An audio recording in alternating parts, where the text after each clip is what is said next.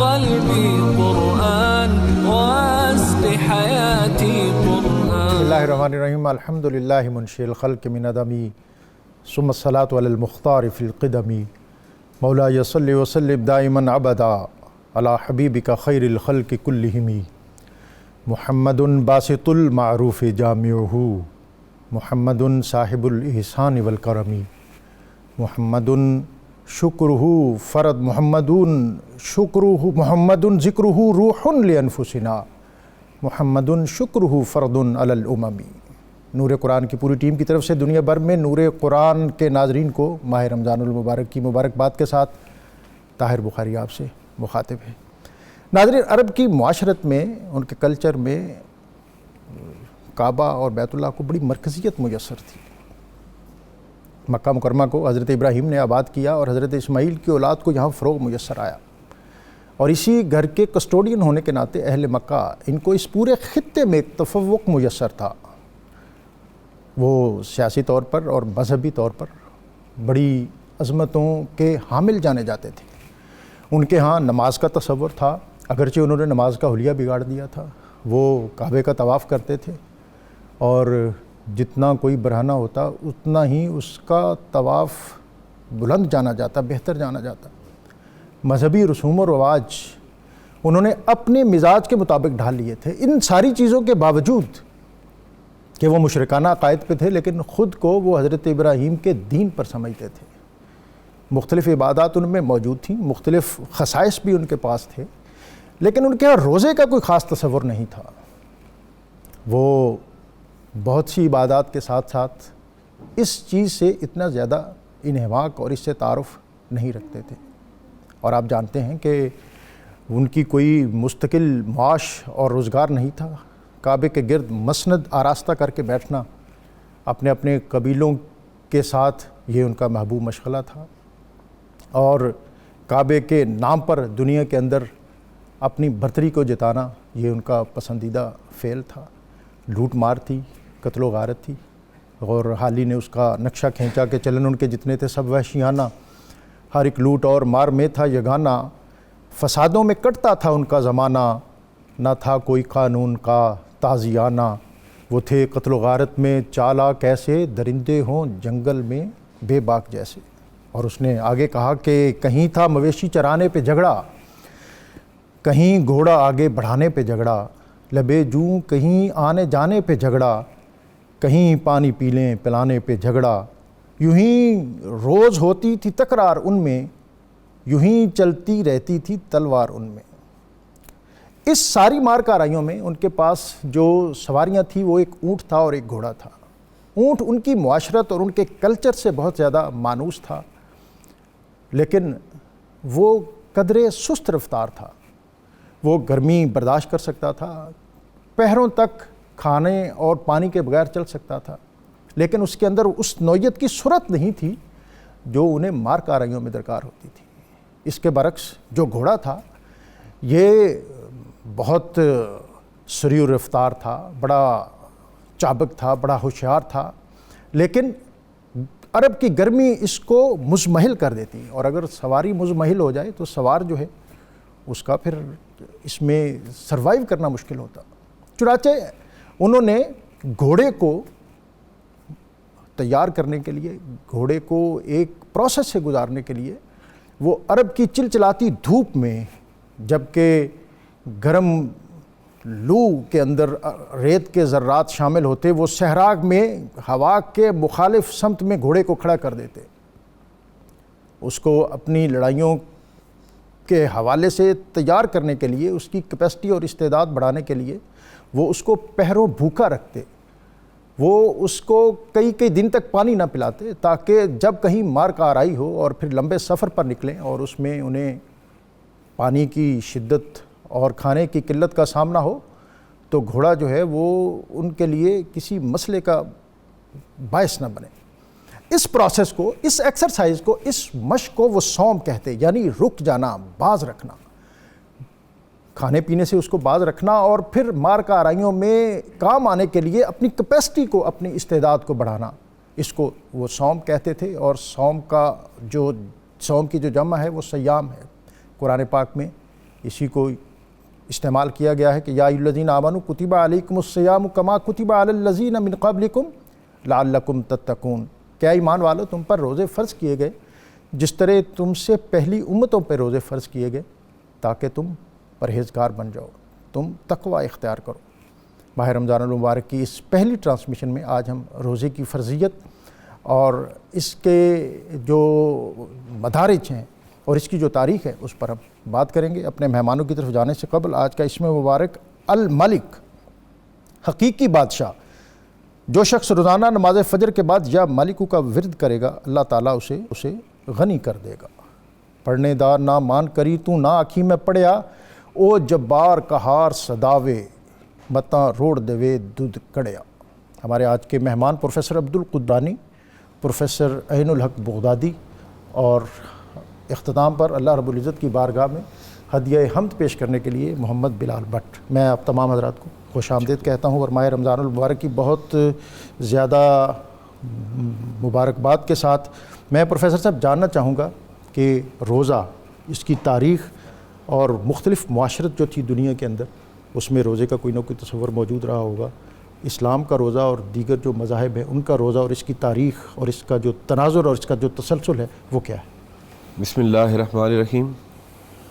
Doctor صاحب، آپ نے اپنے تعارف میں صوم کے جس پروسیس کا ذکر کیا، اصلاً اللہ تبارک و تعالیٰ نے انسانوں کی تربیت کے لیے اسی پروسیس کو اختیار فرمایا ہے۔ سبحان اللہ۔ آپ نے ایک اس کی لغوی جو لٹریری اس کی مناسبت ہے اس کا ذکر فرمایا۔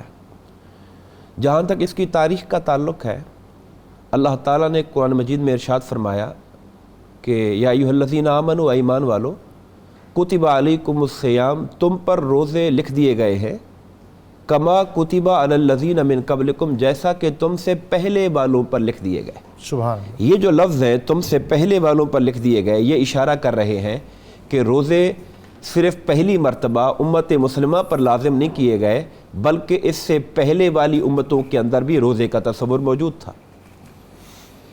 قرآن مجید کے یہ جو الفاظ ہیں یہ اصلاً اس حقیقت کی طرف رہنمائی کر رہے ہیں کہ روزوں سے جو تربیت مقصود ہے، بھوکا پیاسا رکھ کر اور خواہشات نفسانی سے روک کر، جو دو انسانی بنیادی جبلتیں ہیں، ایک بھوک کی اور ایک خواہشات نفسانی کی بنیادی جبلتیں ہیں، باقی ساری چیزیں اس کے تابع ہو جاتی ہیں، ان دو کو سدھارنے کے لیے روزے کا یہ جو عمل ہے، اسے اللہ تعالیٰ نے پوری انسانی تاریخ کے اندر جب بھی انبیاء کرام تشریف لائے تو اس تصور کو بھی ان کے ذریعے قوموں تک پہنچایا گیا۔ اور دوسری اس کی وجہ یہ بھی ہے کہ اللہ تعالیٰ کا تقرب ہمیشہ سے مقصود رہا ہے۔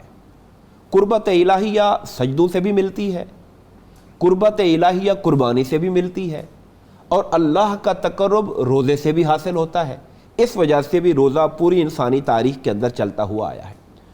ہاں، یہ بات فرق ضرور موجود ہے کہ ہمارے ہاں جو تصور ہے روزے کا کہ ماہ رمضان کے اندر 30 روزے اور ان کا جو ڈیوریشن ہے اسپیشلی کہ ہم نے اسے صبح صادق سے لے کر غروب آفتاب تک کنٹینیو کرنا ہوتا ہے، پچھلی امتوں میں اس طرح کا معاملہ نہیں تھا۔ یہ بات تو قاضی ثناء اللہ پانی پتی رحمۃ اللہ تعالی علیہ نے تفسیر مظری میں لکھی کہ پچھلی امتوں کے اندر بھی رمضان میں روزے کا کنسیپٹ موجود تھا، رمضان کے اندر جناب، لیکن جو ڈیوریشن تھا اس حوالے سے وہاں پر یہ تھا کہ آپ جب افطار کرتے ہیں تو اس کے بعد جب آپ سو گئے تو آپ کا اگلا روزہ شروع ہو گیا، یعنی آپ سمجھیں کہ 24 گھنٹے کا روزہ ہوتا تھا۔ اور اگر کوئی شخص بالفرض افطار جب روزے کا ٹائم آتا ہے کسی وجہ سے کھانا تیار نہیں ہوا اور تھوڑی دیر کے لیے اس کی اونگ یا آنکھ لگ گئی تو اس کا اگلا روزہ سٹارٹ ہو گیا اور وہ 48 گھنٹے تک معاملہ چلا جاتا تھا۔ ہمارے آقا کریم حضور نبی اکرم صلی اللہ علیہ وسلم کے جہاں امت پر اور کروڑوں احسانات ہیں اور امت کو آپ نے جو راحتیں دیں، جو آسانیاں دیں، جو کرم فرمائے، ان میں سے ایک کرم یہ بھی ہے کہ اللہ نے ہمارے آقا کریم کی برکت سے ہمارے لیے روزے کے دورانیے کو بھی چھوٹا فرمایا۔ سبحان اللہ، سبحان اللہ۔ اور صرف یہ کہ نہیں کہ صبح سحری کے کھانے کی اجازت دی، صرف اجازت نہیں دی بلکہ اسے سنت رسول بنایا۔ سبحان اللہ۔ اس کھانے کو باعث برکت قرار دیا، کہا سحری کرو، حکم ہے اور یہ برکت ہے اور یہ تمہارے لیے روزے کے درمیان ایک طاقت اور توانائی مہیا کرے گا۔ حضور نبی کریم علیہ الصلوۃ والسلام نے اس انداز سے امت کے لیے روزے کے تصور کو آگے منتقل فرمایا۔ اور یہ جو روزہ ہے یہ محض استحبابی نہیں ہے، استحبابی طور پر آپ پیر کا روزہ بھی رکھا کرتے تھے، آپ جمعرات کا بھی رکھا کرتے تھے، آپ ایام 20 کے بھی رکھا کرتے تھے، مگر یہ ماہ رمضان کے روزے وہ ہیں جنہیں اللہ پاک نے کتبہ کے لفظ کے ساتھ کہ اس پروردگار نے لکھ دیا ہے تمہارے لیے، اور جب وہ لکھ دے تو کیا بندوں کی مجال ہے کہ اس کے حکم سے سرتابی کر سکے؟ واہ سبحان تو اس اللہ، اعتبار سے ان کو فرض قرار دیا گیا ہمارے۔ یہ فرض روزے ہیں۔ میں پروفیسر صاحب یہ جاننا چاہوں گا کہ ہمارے دین نے جو بھی احکام ہمیں عطا کی اس میں ایک تدریج کا عمل تھا، اور جیسا ہم نے علماء سے سنا کہ عرب کے لوگ روزے کے امور سے بہت زیادہ بانوس نہیں تھے، اور ظاہر ایک مشقت طلب معاملہ تھا۔ تدریجاً روزے فرض ہوا، یا پہلا آرڈر جس کے حوالے سے یہ آیت ہے کہ کتب علیکم الصیام، اس کے ساتھ ہی روزہ فرض ہو گیا؟ بسم اللہ الرحمن الرحیم، بہت شکریہ آپ کا اور تمام ناظرین کو رمضان المبارک کا یہ بابرکت مہینہ سب کو مبارک ہو۔ اللہ رب العزت سب کو صحیح معنوں میں سے استفادہ کرنے کی توفیق دے، آمین۔ جو آپ نے ایک خوبصورت لفظ تدریج کا ابھی عنایت کیا، تو یہ تو پوری کائنات ہی تدریجی عمل میں رہی، سبحان اللہ۔ اور یہ تدریجی عمل تھا حضور علیہ الصلوۃ والسلام کی ذات مقدسہ کو دنیا میں لانے کا، سبحان اللہ۔ اور آپ وہ نقطۂ کمال تھے اس کائنات کا، تو وہ تدریج چلتی رہی، دنیا ترقی کرتی رہی۔ رب العالمین جو لفظ رب ہے وہ دلالت بھی اسی پر کرتا ہے جو تدریجاً پرورش کرتے ہوئے پالتے ہوئے پروان چڑھائے اور عروج پر لے جائے۔ سبحان اللہ۔ تو اللہ رب العزت نے گریجولی تدریجاً دنیا کو لایا، اور ایک حضور علیہ الصلوۃ والسلام کا زمانہ اقدس دیا جو نقطۂ کمال ہو گیا۔ اب اسی طرح سے جو حضور علیہ الصلوۃ والسلام کے ساتھ منسلک چیزیں ہیں، قرآن، پہلے بھی کتابیں آتی رہیں، لیکن جو قرآن کی صورت میں کتاب آئی، پہلے والی کتابیں کسی نہ کسی صورت میں تحریف ہوتی گئی ان میں۔ قرآن ایسی کتاب آ گئی کہ جس کے اندر تحریف ممکن نہیں، اس کی حفاظت اللہ نے اپنے ذمہ لے لی، گویا کہ اس کو بھی وہ کمال دے دیا جو کسی اور کتاب کو نہیں ملا۔ کیوں کہ قرآن کا تعلق حضور کے ساتھ تھا۔ سبحان اللہ۔ ایسے ہی رمضان المبارک کا یہ جو مہینہ جو ہمیں تحفہ ملا اللہ رب العزت کی طرف سے، یہ بھی پہلی امتوں کے اندر روزہ موجود تھا، لیکن جس صورت میں حضور علیہ الصلوۃ والسلام کی امت کو یہ تحفہ دیا گیا، اس طرح سے کسی اور امت کے پاس یہ موجود نہیں تھا۔ تو یہ بھی گویا کہ کمال کی انتہا پہ فائز ہے۔ سبحان اللہ۔ تو ایسے ہی میں جب اس کی تاریخ روزے کی میں دیکھ رہا تھا، تو بیبلین اور نینوا سویلائزیشنز جو دنیا کی جو بڑی تہذیبیں ہیں، دونوں عراق میں ہیں یہ، تو جو نینوا میں عاشوری جن کی طرف حضرت یونس علیہ السلام کو بھیجا گیا، تو بابل میں جو صحیفہ یونس ہے علیہ الصلوۃ والسلام، اس میں یہ الفاظ درج ہیں کہ جب پہلے انہوں نے انکار کیا اور آپ کو آپ کی دعوت کے اوپر لبیک نہیں کہا، اور بعد میں جب انہوں نے لبیک کہا دعوت کے اوپر، تو انہوں نے جو باقی اعلان کے ساتھ ساتھ اللہ کے ایمان کے اعلان کے ساتھ اس کے اندر جو الفاظ درج ہیں وہ ہیں کہ روزے کا اعلان کیا۔ سبحان اللہ۔ گویا کہ ہر قوم کے اندر یہ روزہ موجود تھا، لیکن جس طرح پروفیسر صاحب نے اس کی ڈیٹیل بھی بلکہ اس سے پہلے حضرت نوح علیہ السلام سے اس کی تاریخ سے بھی چلی آ رہی ہے۔ تو اچھا، باقی ادیان کے جیسے ہمارے پاس آج ہندو دھرم ہے تو ان کے اندر بھی روزہ موجود ہے، لیکن اس کی مختلف صورتیں ہیں۔ لیکن اللہ رب العزت نے یہ جو گفٹ آپ کو دیا، مسلمان امت کو دیا، اس کا یہ علت اسی آیت کے اندر جو بیان کر دی گئی وہ کیا تھی؟ کیونکہ یہ سب سے بہترین امت، سب سے اکمل امت اور سب سے آخری امت، اور جو تحفہ ان کو دیا گیا وہ بھی اتنا ہی شاندار اور کمال تھا۔ اب اس کی علت بیان کی گئی لعلکم تتقون، کہ تاکہ تم اس روزے کے ذریعے سے متقی بن جاؤ۔ سبحان اللہ۔ سبحان شروع میں جو تاریخ بھی آ گئی کہ پہلی امتوں پر بھی فرض تھا، آپ پہ دیا گیا، لیکن اس آیت میں اسپیسیفکلی جو روزے کا فلسفہ بیان کیا گیا وہ تھا لعلکم تتقون، تاکہ تم متقی بن جاؤ۔ تو ڈاکٹر صاحب جو یہ تقوی ہے نا، بہت ساری اس کی تعریفات ہیں، جو مختصر ترین تعریف یہ ہے کہ دل کے اندر اس کی ایک وہ کیفیت ہے جس کیفیت کے ذریعے آپ ان تمام کاموں سے بچ جاتے ہو جو اللہ رب العزت کی نافرمانی پر مجبور کرتے ہیں۔ تو ان سے بچ جانا یہ گویا کہ تقوی ہے۔ اب اس کی ایک مختصر سی ایک تعریف میں عرض کروں گا، پھر اس پہ چلیں گے آگے۔ حضرت عمر رضی اللہ تعالیٰ عنہ نے حضرت کعب الاحبار رضی اللہ تعالیٰ عنہ ان سے دریافت فرمایا کہ یہ تقوی کیا ہے؟ تو انہوں نے پوچھا کہ آپ کبھی کسی کانٹے دار جھاڑی دار راستے کے اوپر چلے ہیں جس کی سائڈوں پہ جھاڑیاں لگی ہوئی یا کانٹے لگے ہوئے ہوں؟ تو انہوں نے فرمایا جی کہ ضرور چلا ہوں۔ کیسے؟ تو انہوں نے فرمایا کہ میں جب اس ایسے راستے پہ چلتا ہوں تو میں اپنے کپڑوں کو، بدن کو اس کانٹے سے بچا کر احتیاط کے ساتھ چلتا ہوں۔ تو گویا کہ منزل مقصود سامنے ہے، اس تک پہنچنا ہے، اور راستے میں اطراف کے اوپر کانٹے ہیں، اور ان سے بچ کر ہم نے اس منزل تک بھی پہنچنا ہے. اب اس کو میں ایک فرمان کے ذریعے مکمل کروں گا کہ ان الحلال بین و ان الحرام بین. یہ حلال بھی واضح ہے اور یہ حرام بھی واضح ہے. آیات کے اندر آ گیا وبینہما امور مشتبہات. ان دونوں کے درمیان میں کچھ مشتبہات ہیں, کچھ ایسے امور ہیں کہ جن کے اوپر شک پایا جا سکتا ہے, اور وہ مباحات بھی ہو سکتے ہیں, جائز بھی ہو سکتے ہیں, آپ ان کو کریں. تو آپ بہت سارے جائز امور کو بھی اس لیے چھوڑ دیتے ہیں کہ کہیں آپ حرام کی طرف نہ چلے جائیں, حرام کے پاس نہ پہنچ جائیں. اور اس کی ایک مثال یہ دی کہ جیسے آپ اپنے مویشیوں کو چراتے ہوئے اپنی چراگاہ کے اندر, تو آپ دوسرے کی چراگاہ سے بچنے کے لیے اپنے مویشیوں کو اس بالکل آخر تک نہیں لے جاتے, اپنی چراگاہ میں سے بھی کچھ حصے کو اس لیے چھوڑ دیتے ہیں تاکہ آپ کسی دوسرے کی, یعنی ممنوعات جس کو کہتے ہیں, دوسرے کی چراگاہ ممنوعات ہیں, حرام ہے, تو ممنوعات سے بچنے کے لیے اپنے حلال چیزوں میں سے بھی کچھ کو چھوڑ دینا. تو یہی فلسفہ ایگزیکٹلی آج روزے کے اندر پایا جا رہا ہے کہ آپ بہت سے جائز امور, آپ کا کھانا پینا جائز اور حلال ہے اور اس کے اندر برکت ہے, لیکن اس کے باوجود ایک اسپیسیفک ٹائم کے اندر آپ روزے میں. اور پروفیسر صاحب جو یہ سمٹا کے چلنے والا عمل ہے نا, یہ آج کے دور میں تو یہ جو موجودہ ایک بحران ہے اس میں بھی ہمیں ایک منظر اور مظہر نظر آتا ہے کہ ہم ازحد احتیاط ہیں, کسی ایسی جگہ پر ہاتھ لگ جائے تو اس کے بعد ہاتھ واش کرتے ہیں, کسی آمد و رفت کو کنٹرول میں رکھتے ہیں, اور اپنی ہر نقل و حرکت جو ہے اس کو بھی اپنے معاملے کو ہر وقت اپنی آبزرویشن میں رکھتے ہیں. میں دوبارہ, آپ روزے کی تاریخ بیان کر رہے تھے تو میں پھر یہ جاننا چاہوں گا, نبی اکرم صلی اللہ علیہ وسلم مکہ سے ہجرت کر کے مدینہ جب تشریف لائے تو ظاہر مدینہ کے اندر جو اقتصادی اور مذہبی لیڈرشپ تھی وہ یہود کے پاس تھی, اور یہود جو ہیں یہ یہاں روزہ رکھتے تھے. عاشورہ آیا تو انہوں نے روزہ رکھا. نبی اکرم صلی اللہ علیہ وسلم نے پوچھا کہ یہ روزہ کیوں رکھتے ہو؟ تو انہوں نے کہا کہ ریڈ سی میں حضرت موسیٰ علیہ السلام اپنی امت کو لے کر یہاں سے بخیر و عافیت کنارے تک پہنچے, اور عاشورہ تھا, 10 محرم تھا, ہم اس تشکر میں یہ روزہ رکھتے ہیں. اور نبی اکرم صلی اللہ علیہ وسلم نے فرمایا نحن احق بموسیٰ منکم, کہ ہم تم سے زیادہ حقدار ہیں. اور پھر حکم دیا عاشورہ آئے تو روزہ. ایک تو یہ کہ یہ روزہ اس کی کیفیت کیا تھی, اور پھر یہ ایک ہم روزہ کا سنتے ہیں کہ ایام بیز کے روزے, اور تیسرا جیسا پروفیسر صاحب فرما رہے تھے کہ تدریج کا ایک عمل ہے.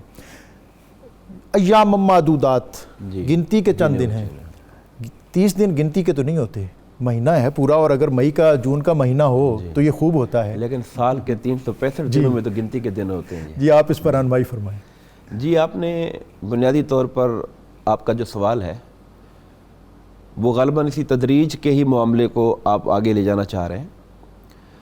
عاشورے کا آپ نے ذکر کیا, جب آپ نے فرمایا ہم اس کے زیادہ حقدار ہیں, لیکن ساتھ ہی اپنے دین اسلام کو ڈفرینشیٹ کرنے کے لیے اور ممتاز رکھنے کے لیے فرمایا کہ ہم اس کے ساتھ 9 کا اضافہ کر دیں گے, یعنی 9 اور 10 کا رکھیں گے. سبحان اللہ. پھر روزوں کا اصل میں یہ جو تربیت کا پروسیس ہے, تربیت کے پروسیس کے ساتھ دیکھیے انسان کے اندر کئی حصے ہیں, دیکھنے کی, سننے کی, بولنے کی, جو جبلتیں اس کے علاوہ ہیں ہمارے اندر. ان جبلتوں میں جو سب سے خطرناک ہو سکتی ہیں جب اپنی بہیمیت اور حیوانیت کی طرف چلی جائیں تو وہ کھانے پینے کی حصہ ہے, کہ انسان حلال و حرام کو بھول جاتا ہے, اور انسان لوگوں کے اوپر ظلم و ستم سود کی شکل میں اور استحصال کی شکل میں, چوری ڈاکے کی شکل میں کرنا شروع کر دیتا ہے. دوسری جبلت اس کی خواہشات نفسانیہ کی تسکین ہے. جب ادھر انسان بے لگام ہوتا ہے تو پھر ظلم کے وہ پہاڑ رقم ہو جاتے ہیں کہ انسانیت شرما کے رہ جاتی ہے کہ انسان اس طرح کا بھی ہو سکتا تھا.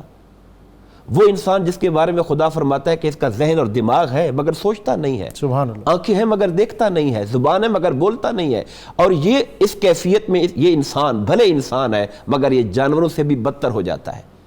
اب اسے جانوروں کے بدتر ہو کے سٹیٹس سے بچانے کے لیے, اسفل السافلین سے اٹھا کر ایک احسن التقویم پہ لے جانے کے لیے خدا نے روزے کو ایک ذریعہ بنایا ہوا. واہ سبحان اللہ. اور وہ بات جو بغدادی صاحب نے فرمائی کہ حلال و حرام واضح ہیں, لیکن اللہ تعالیٰ عام پورے سال کے اندر وہ چیزیں جو ہم پر حلال ہیں, جن کو ہم دن رات یوز کرتے ہیں, پانی ہے, کھانا ہے, پھل ہے, فروٹ ہے, انسان کے ازدواجی رشتے ہیں, ان سب کو انسان یوٹیلائز کر رہا ہوتا ہے, مگر انہی کو یہ جو جائز چیزیں ہیں ان جائز چیزوں کو ہم کو منع کر دیا تاکہ انسان یہ سوچے اور رب کی معرفت اس کے دل میں پیدا ہو کہ جس خدا کے حکم پر میں جائز چھوڑ رہا ہوں تو میں حرام کو کیوں نہیں چھوڑ رہا. واہ واہ واہ واہ. بنیادی طور ہمارا زور جو ہے وہ شاید اسی حکم پر ہوتا ہے کہ یہ شاید انہی سے باز رہنے کا حکم دیا گیا. نہ اصل دیکھیے میرے آقا انعامدار صلی اللہ علیہ وسلم نے فرمایا کہ روزہ آنکھ کا بھی ہے, اور آنکھ کا روزہ یہ ہے کہ وہ بری چیزیں جن سے منع کیا گیا ہے ان پر پڑھنے سے بچی رہے.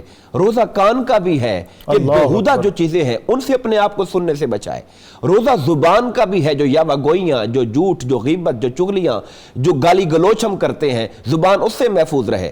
اسی لیے فرمایا کہ اگر کوئی شخص روزہ رکھ کر بھی غیبت کرنا, چغلی کرنا, گالی دینا نہیں چھوڑتا تو خدا کو اس کے بھوکے پیاسے رہنے کی کوئی ضرورت نہیں ہے.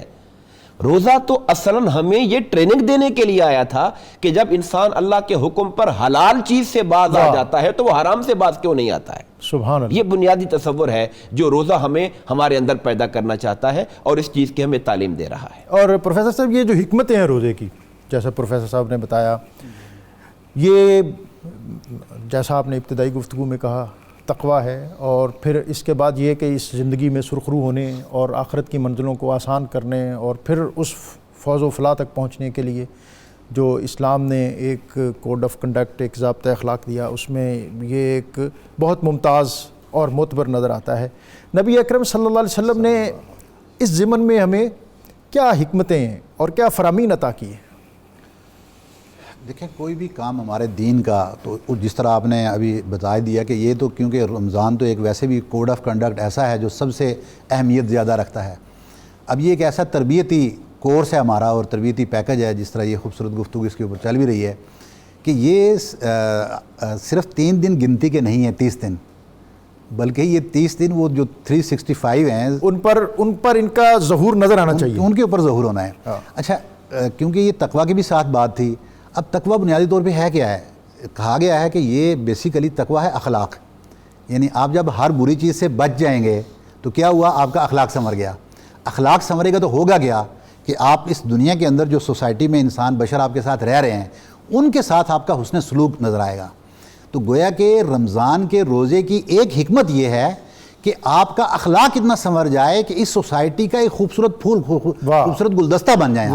اور جب یہ پورے معاشرے کے اندر آپ یہی کر رہے ہوں گے, کیونکہ روزہ صرف ہمارے پاس تو نہیں ہے, مسلمانوں کے پاس بھی روزہ ہے, لیکن باقی مذاہب میں بھی تو روزہ موجود ہے. تو اگر ہر مذہب کے اندر اس روزے کا جو حقیقی فلسفہ ہے اور جو اس کی حکمتیں ہیں ان کو اپنایا جائے تو یہ معاشرہ ہمارا ایک خوبصورت گلدستے کا منظر پیش کرے گا. اب جس طرح اس کی تربیت کے اندر کہ آپ نے ایک مخصوص اوقات کے اندر حلال چیزوں سے باز رہنا ہے, تو آپ نے عام حالات کے اندر گویا کہ آپ کو یہ سکھایا جا رہا ہے اس 1 مہینے کے اندر کہ باقی سال کے اندر آپ نے حرام جو ممنوعات ہیں ان سے بچنا ہے.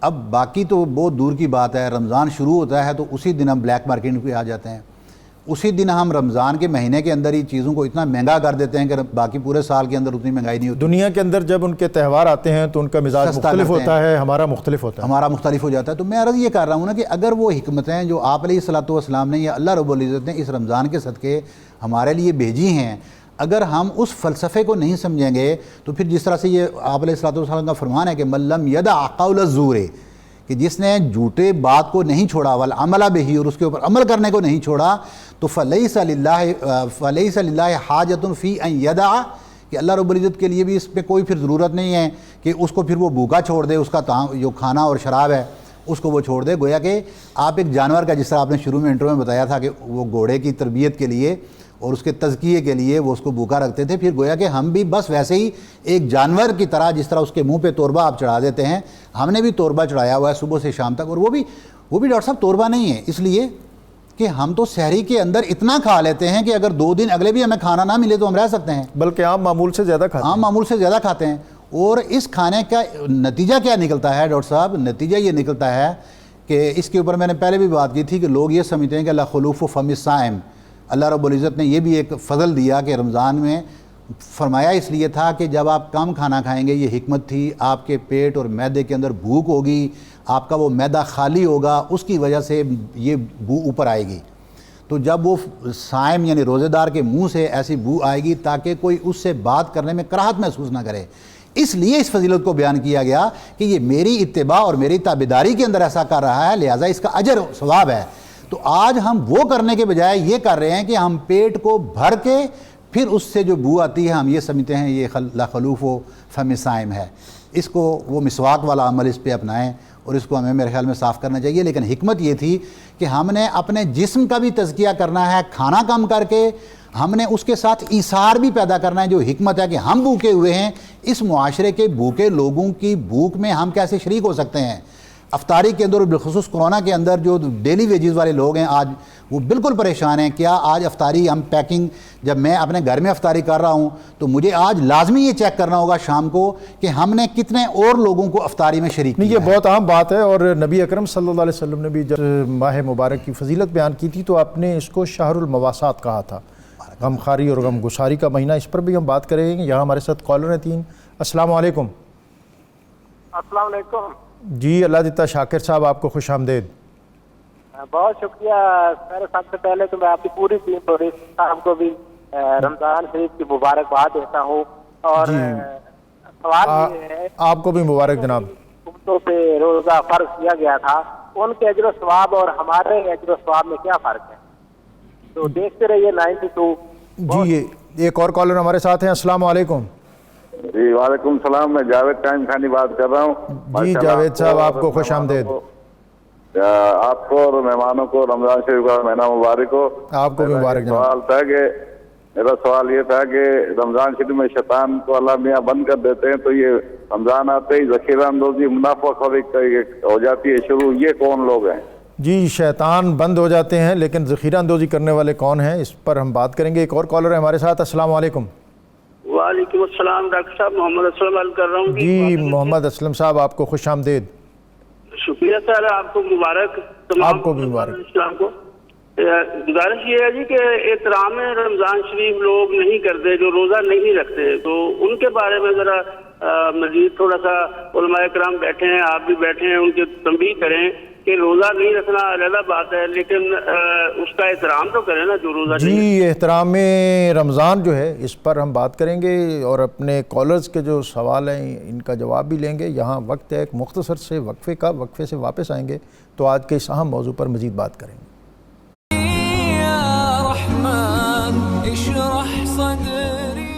نور قرآن میں آپ کو ایک مرتبہ پھر خوش آمدید۔ آج یکم رمضان ہے اور ماہ رمضان المبارک کے اس پہلے دن ہم رمضان شریف کے روزوں کی فرضیت اس پر بات کر رہے ہیں، اور نبی اکرم رسول محتشم صلی اللہ علیہ وآلہ وسلم آپ کی جو برکات اس امت کو عطا ہوئیں وہ یہ ہے کہ اس روزے کا دورانیہ جو ہے وہ دوسری امتوں کی نسبت کم، لیکن اس کی برکات جو ہیں وہ یقیناً زیادہ ہیں۔ وہ ہم اپنے مہمانوں سے اس پر پوچھیں گے۔ اور بریک سے قبل ہم جو بات کر رہے تھے، جیسے پروفیسر بغدادی صاحب نے کہا کہ ہمیں اس ماہ رمضان المبارک میں اور روزوں کے اندر بالخصوص اپنی ہمسائیگی میں ارد گرد جو ہے وہ خیال رکھنا چاہیے۔ شہر المواسات، یہ غم گساری کا مہینہ ہے، اور نبی اکرم صلی اللہ علیہ وسلم نے اس میں ترغیب دی ہے کہ آپ مسلمان بھائیوں کی روزہ کشائی، روزہ افطار کروائیں، خواہ دودھ کی سادہ لسی ہو، خواہ ایک کھجور ہو۔ اور نبی اکرم صلی اللہ علیہ وسلم نے فرمایا کہ جو کوئی روزہ دار کا روزہ افطار کرواتا ہے اللہ تعالیٰ اس کو اس روزے دار کے اجر کے برابر اجر عطا کرتا ہے، اور اس کے اجر میں بھی کمی نہیں آتی۔ اور پھر نبی اکرم صلی اللہ علیہ وسلم نے گرمیوں کے روزے کے حوالے سے ہی شاید کوئی فرمایا ہوگا کہ جب کوئی روزہ دار کو مشروب پیش کرتا ہے، اس کی پیاس بجھاتا ہے، اس کو روزہ افطار کرواتا ہے، تو پھر اللہ تعالیٰ روز محشر اس کو حوض کوثر سے ایسا مشروب پلائے گا کہ جس کے بعد اسے پھر کسی اور مشروب کی، کسی اور پانی کی حاجت نہیں رہے گی، یہاں تک کہ وہ اپنی منزل تک پہنچ جائے گا۔ پہلا سوال یہ تھا کہ پہلی امتوں کا اجر اور اس امت کا اجر۔ جی ڈاکٹر صاحب، یہ بات تو حقیقت ہے کہ حضور نبی اکرم صلی اللہ علیہ وسلم کو اللہ تعالیٰ کی بارگاہ میں جو محبوبیت کا مقام حاصل ہے، محبوبیت کبریٰ کا، واہ، وہ ہمیں اجر و ثواب کے اعتبار سے بھی سرکار دو عالم کی جو کرم نوازی ہے وہ ہمیں نظر آتی ہے۔ پچھلی امتوں کے معاملے اور تھے، ان کے اندر کوئی نیکی کرتا تھا تو نیکی کا اجر پاتا تھا، گناہ کرتا تھا تو گناہ کے معاملے کے اندر اپنا مواخذہ ہوتا تھا، مگر ہمارے لیے جو قاعدہ دیا گیا کہ اگر ایک نیکی کرو گے تو رب العالمین نے جو کم سے کم منیمم جو کرائیٹیریا رکھا ہے وہ فرمایا کہ میں 10 گنا اس کا اجر عطا فرماؤں گا، اور پھر وہ 10 گنا کو 750 گنا تک لے گیا، اور فرمایا جو صبر کرنے والے لوگ ہیں ان کو تو میں پھر بے حساب عطا فرماتا ہوں، اور روزہ صبر کرنے کے عمل کا حصہ ہے۔ سبحان اللہ۔ روزہ حقیقت میں صبر ہی کا نام ہے، تو اس اعتبار سے ہم کہہ سکتے ہیں کہ روزے کا جو اجر ہے وہ بے حساب ہے، بے حساب ہے۔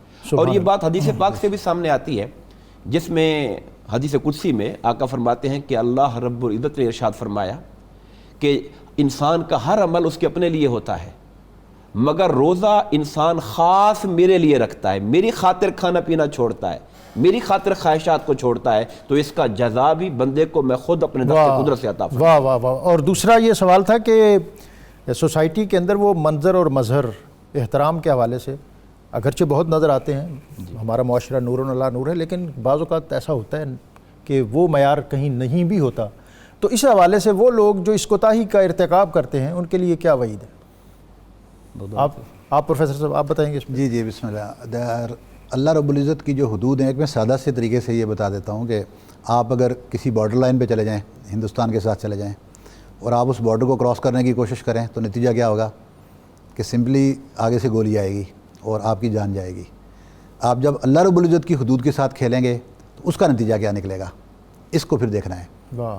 گویا کہ اللہ رب العزت نے جو چیزیں ہمیں بتا دی ہیں، جن کا حکم دیا فرما دیا ان کے اوپر عمل کرو، اور جن کا فرما دیا کہ ان سے رک جاؤ ان سے رک جانا، یہی اصل تقوی اور رمضان کی یا روزے کی اصل فلسفہ ہے، اور اصل روح اور اس کی اسپرٹ جو ہے وہ یہی ہے۔ میں یہاں یہ بھی چاہوں گا کہ آپ یہ بھی فرما دیں کہ رمضان کا روزہ اور عام دنوں کا روزہ، بعض اوقات یہ خیال ہوتا ہے کہ کوئی بات نہیں، یہ سردیوں میں بڑے ٹھنڈے سے روزے آئیں گے وہ رکھ لیں گے، کسی اور مہینے میں رکھ لیں گے، تو اس پر بھی میں چاہوں گا کہ آپ تھوڑی جی بالکل، یہ بڑی خوبصورت بات آپ نے کی ہے۔ تو اس بات کو میں لے کر کہ رمضان میں بہت سارے لوگ ہوتے ہیں جو، ایک تو وہ لوگ ہیں جو بیمار ہیں، جو کسی مجبوری کی وجہ سے رمضان کا روزہ نہیں رکھ سکتے، اور ان کا مسئلہ ہے کہ وہ رمضان کا احترام کریں، ان کو بھی فرض بنتا ہے کہ وہ جو روزہ رکھے ہوئے لوگ ہیں ان کے سامنے کھائیں پیئیں نہ، وہ الگ سے اپنا انتظام کریں۔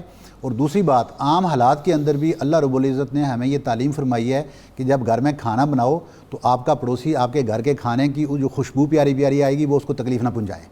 عام حالات کے اندر یہ درس دیا گیا ہے۔ اللہ اکبر۔ کیا رمضان کے اندر یہ پاسبل ہے کہ ہم اچھے کھانے گھروں میں بنا رہے ہوں اور پورا محلہ اس کی خوشبوئیں سونگھ رہا ہو، تو اس گھر کے اوپر رحمتیں برسیں گی؟ یہ چیزیں ہمیں دیکھنی ہیں کہ وہ دین کی روح ہمارے اندر موجود ہے یا نہیں۔ تقوی اسی چیز کا نام ہے نا، کہ کیا وہ ڈر جو اللہ رب العزت کا ریکوائرڈ تھا وہ ہمارے پاس آ چکا ہے یا نہیں آ چکا۔ دوسری بات کہ اللہ رب العزت کے احکام کو من و ان تسلیم کرنا۔ رمضان کا جو گرمی کا مہینہ ہے، بیسیکلی تو رمضان یہ جو لفظ ہے، کہتے ہیں کہ رمضان کا مہینہ، اس کا جب نام رکھا گیا تھا یہ آیا ہی گرمی میں تھا۔ واہ۔ جب مہینوں کے نام رکھے جا رہے تھے تو کیونکہ یہ مہینہ اس وقت گرمی موجود تھی تو گرمی کی وجہ سے اس کا یہ رکھ دیا گیا۔ دوسری بات کہ اس کے میننگز کے اندر یہ پایا جاتا ہے کہ اس کا مطلب ہی یہ ہے کہ یہ گرمی کی وجہ سے، آگ کی وجہ سے گناہوں کو جلا دیتا ہے۔ تو میں تھوڑی بہت گرمی سے ڈر کے، تھوڑی بہت پیاس سے ڈر کر، اور رمضان کا جو اچھا ایک روزہ جس کے اللہ رب العزت نے میرے لیے ڈھال بنایا ہے جہنم کی آگ سے بچنے کے لیے، الصوم جنتن، یہ ڈھال ہے من النار، جہنم کی آگ سے بچنے کا، تو میں اس ڈھال کو توڑ رہا ہوں۔ تو اس پر ہاں یہ چیز ضرور ہے کہ اگر کسی کے بس کی بات نہیں ہے، یعنی وہ جیسے ایک حدیث شریف ہے، حضور علیہ الصلوۃ والسلام کے زمانہ اقدس میں ایک بوڑھی عورت تھیں، تو لوگ سب جمع ہوئے تھے ان کے آس پاس، کوئی ان کے منہ میں پانی یعنی وہ بے ہوش کی حالت میں تھیں، تو آپ علیہ الصلوۃ والسلام وہاں تشریف لے گئے، پوچھا کیا مسئلہ ہے؟ تو انہوں نے کہا جی کہ یہ روزہ رکھے ہوئے ہیں، تو کچھ کھا پی نہیں رہی ہیں اس لیے بے ہوش ہو گئی ہیں۔ تو آپ علیہ الصلوۃ والسلام نے فرمایا اس کے منہ میں پانی ڈالو۔ تو گویا کہ جو بڑھاپے کی پوزیشن میں لوگ ہیں یا جو سکت نہیں اس کی رکھتے، ان کے لیے تو اسلام میں، یعنی میں یہ چاہوں گا کہ اس پر بھی آپ تھوڑی رہنمائی اختصار کے ساتھ فرمائیں۔ فمن کان منکم مریضا او علی سفر فعدۃ من ایام اخر، اس کے احکام کیا ہیں؟ اور پھر جیسا پروفیسر صاحب نے فرمایا ہے کہ بعض اوقات ہم اپنے خیال میں اپنے تقوی کی ایک ہم نے اپنی تعریف بھی ہے نا، اور اس میں یہ سمجھتے ہیں کہ سخت شدت میں وہ رعایت جو اللہ رسول نے دی ہے ہم اس کو بھی پس پشت ڈالتے ہوئے آگے بڑھنے کی کوشش کرتے ہیں، اور نبی اکرم صلی اللہ علیہ وسلم نے اس کو ناپسند فرمایا۔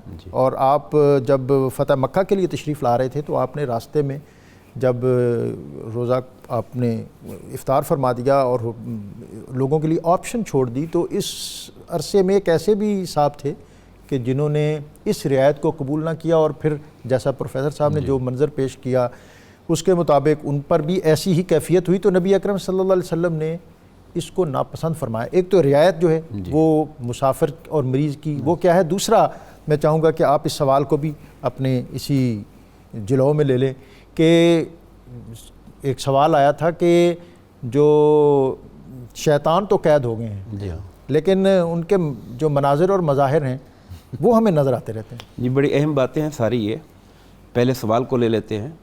شیاطین تو قید ہیں، شیاطین الجن، شیاطین الانس ابھی کھلے ہوئے ہیں، ابھی کھلے ہوئے ایک۔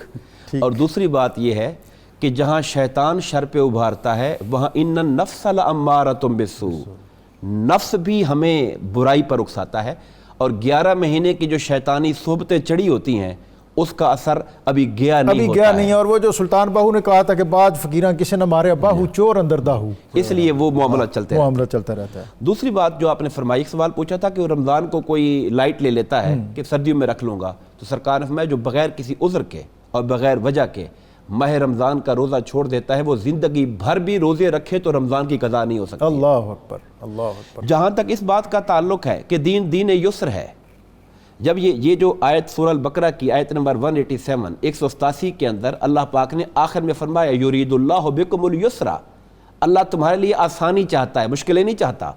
یہی وجہ ہے کہ جو لوگ بیمار ہوتے ہیں اور وہ لوگ جو سفر پر ہوتے ہیں تو فرمایا ان کے لیے سہولت ہے کہ وہ اپنی بیماری سے فارغ ہو جانے کے، صحت یاب ہو جانے کے بعد، اور سفر والا جب سفر سے واپس آئے تو وہ پھر روزے کو بعد میں گنتی پوری کر لے اور اس کی قضا کر لے۔ اور اسی کی ایکسٹینشن میں حضور نبی کریم صلی اللہ علیہ وسلم نے ہماری وہ خواتین جو بچوں کو دودھ پلا رہی ہوں یا بچے کے ساتھ پریگننٹ ہوتی ہیں ان کو بھی یہ سہولت اور رعایت دی ہے کہ اگر وہ مشکل محسوس کرتی ہیں اپنے بچوں کی غذا کے حوالے سے اور دیگر جو زندگی کے معاملات ہیں تو ان کو بھی سہولت ہے کہ وہ بھی چاہیں تو بعد میں جب اس مشکل سے نکلیں اور صحت یاب ہو جائیں تو پھر اپنے بچوں کو دودھ پلا سکتی ہیں۔ تو ہمارا دین ایک جامع دین ہے جس کے اندر انسان کی جو اصل مجبوریاں ہیں ان کا لحاظ بھی رکھا گیا ہے، اور وہ جو لوگ اپنے نفس کی سرکشی کی وجہ سے بھاگے پھرتے ہیں ان کو لگام بھی دی گئی ہے، ان کو کھینچا بھی گیا ہے۔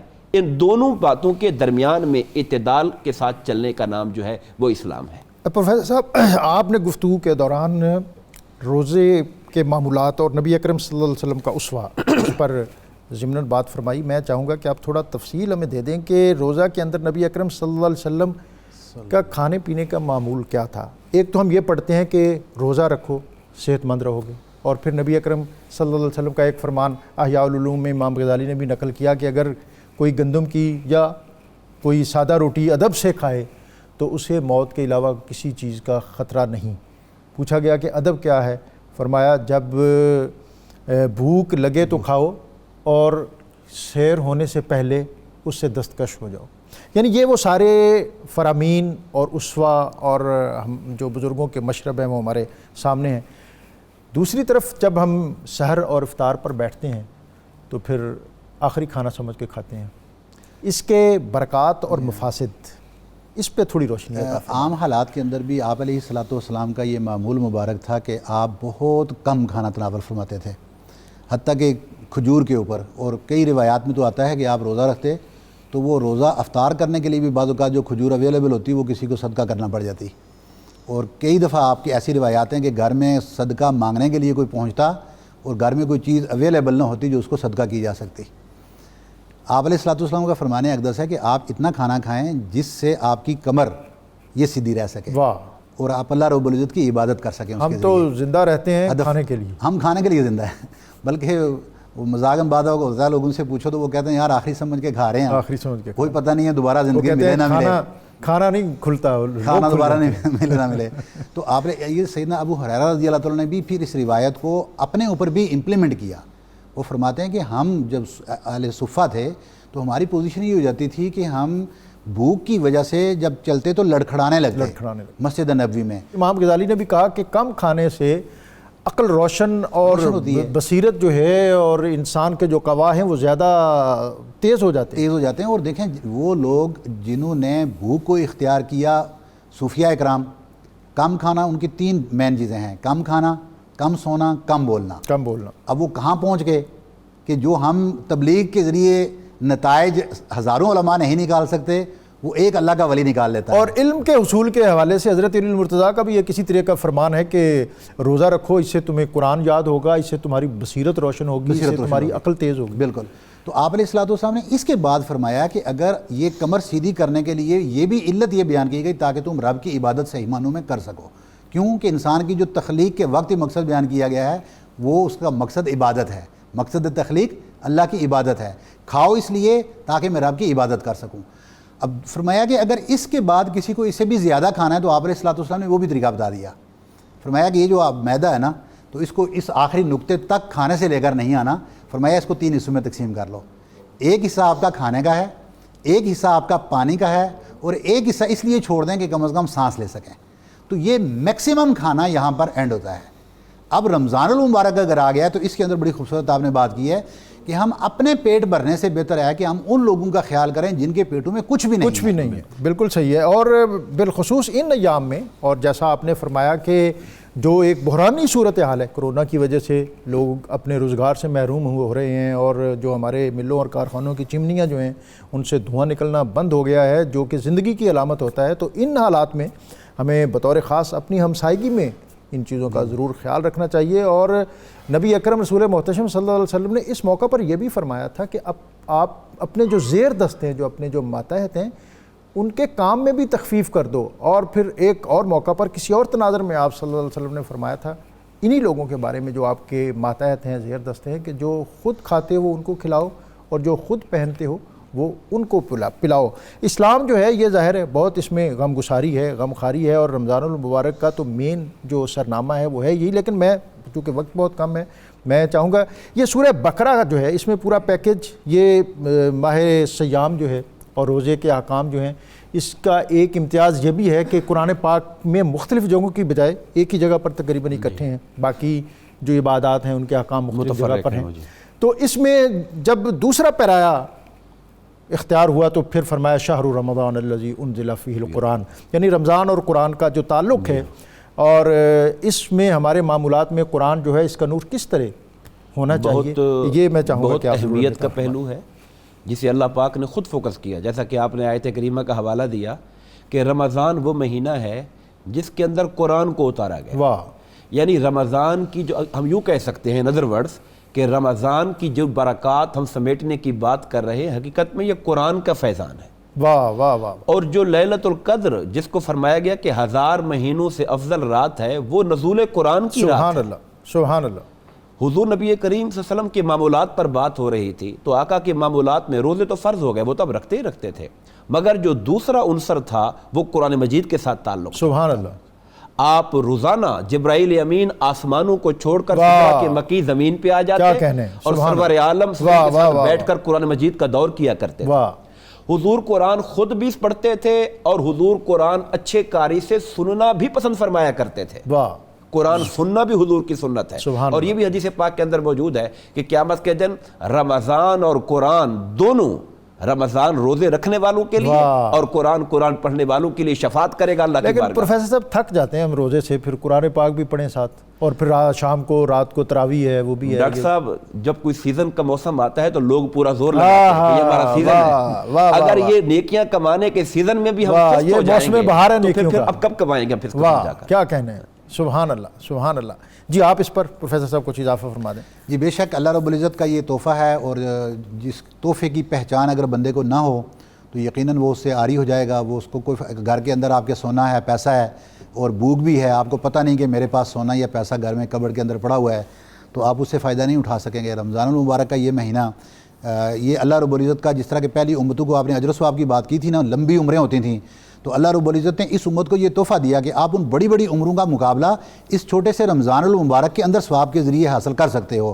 تو یہ ہمارا فرض بنتا ہے کہ ہم اس سے اچھے، اور اس کا ثواب صرف یہی نہیں ہے کہ بس ہم روزہ رکھ کے اس سے فائدہ اٹھائیں، بلکہ اس کے اندر جو ایثار کا معنی ہے اس کے ذریعے بھی، تزکیہ اور تصفیہ کے ذریعے بھی ہم صدقہ اور خیرات، کیونکہ زکوٰۃ کا مہینہ بھی ہے، زکوٰۃ نکالیں، صدقہ خیرات عام حالات میں کریں. حضور علیہ الصلوۃ والسلام صدقہ فرماتے تھے فرماتے ہیں کہ عام حالات کے مقابلے میں اس طرح صدقہ ہوتا تھا کہ رمضان کے مہینے میں جس طرح تیز آندھی بھی آپ کے صدقے کا مقابلہ نہیں کر سکتی تھی، تو آج کیونکہ اس کی ضرورت بھی زیادہ ہے، پھر اس کو صدقے کو اتنی اہمیت دی گئی ہے روزے کے اندر کہ اللہ رب العزت نے جو روزہ نہ رکھنے والا ہے اس کا فدیہ بھی کھانے کی صورت میں رکھا ہے تاکہ ہم غریب لوگوں کا خیال رکھ سکیں. تو فدیے کا خیال رکھیں. پھر آپ کے قضاء کی صورت میں جو چیزیں وہ بھی یہی ہمیں تقاضا کرتی ہیں کہ آپ اس وقت میں غریب لوگوں کا خیال رکھیں.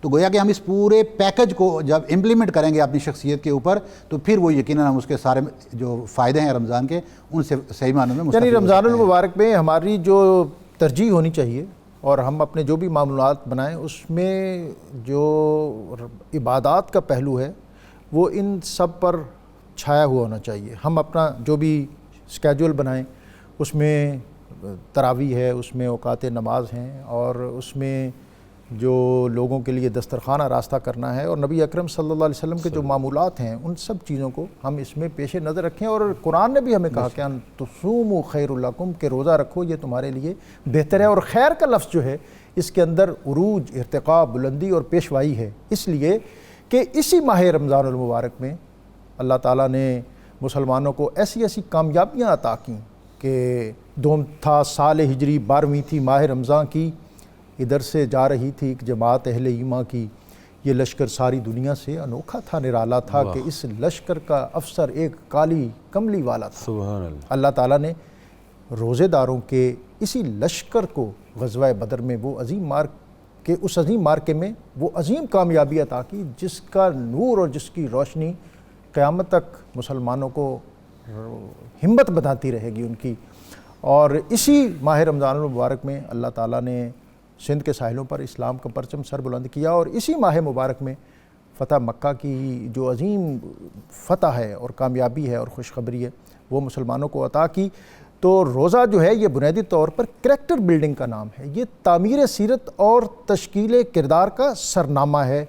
اور قوموں پر جب پرویل کرتی ہیں، ڈومینیٹ کرتی ہیں تو وہ محض مادی قوت سے نہیں بلکہ اس کے ساتھ اخلاقی اور روحانی قوت جو ہے وہ اس کا بڑا دخل ہوتا ہے. اور اس روحانی اور اخلاقی قوت کے لیے روزہ بہت بنیادی ایلیمنٹ ہے. میں اپنے مہمانوں کا شکر گزار ہوں کہ انہوں نے بہت وسیع گفتگو کی آج کے موضوع کے حوالے سے. پروفیسر عبدالقدوس دورانی صاحب کا، پروفیسر عین الحق بغدادی صاحب کا. آج کا وظیفہ آیت الکرسی کی برکات، اللہ لا الہ الا هو الحی القیوم. جو شخص روزانہ رات کو سونے سے قبل 3 بار آیت الکرسی پڑھے اللہ تعالیٰ اس کو شیاطین اور جنات کے شر سے محفوظ رکھے گا. جس مکان میں آیت الکرسی پڑھی جائے اس میں چوری کے ڈر اور خطرہ اور خدشہ جو ہے وہ ختم ہو جائے گا. اور اگر کسی کا عزیز بچہ بیمار ہو آیت الکرسی پڑھ کر اس کو دم کیا جائے تو اس کو بھی اللہ تعالیٰ شفا عطا کرے گا. اور میں بطور خاص آج کل جو حالات ہیں، جو خطرات اور خدشات انسانی صحت کو لاحق ہیں، تو اس حوالے سے بھی میں بطور خاص یہ درخواست کروں گا کہ آیت الکرسی کو اپنا معمول بنائیں، صبح پڑھیں اور شام تک، اور شام پڑھیں اور صبح تک. اور پھر نبی اکرم صلی اللہ علیہ وسلم نے ہر نماز کے بعد بھی اس کو پڑھنے کا حکم عطا کیا ہے. اور اس میں جو پہلی آیت ہے، پہلا جو اس کا حصہ ہے اللہ لا الہ الا هو الحی القیوم، اس کو تو اسم اعظم بھی کہا گیا ہے. سوشل میڈیا کے حوالے سے کچھ آپ ایڈ دیکھیں گے اور اس کے بعد ہم حمد باری تعالیٰ اپنے مہمان محمد بلال بٹ سے سننے کی سعادت حاصل کریں گے. جی بٹ صاحب. کوئی تو ہے جو نظام ہستی چلا رہا ہے،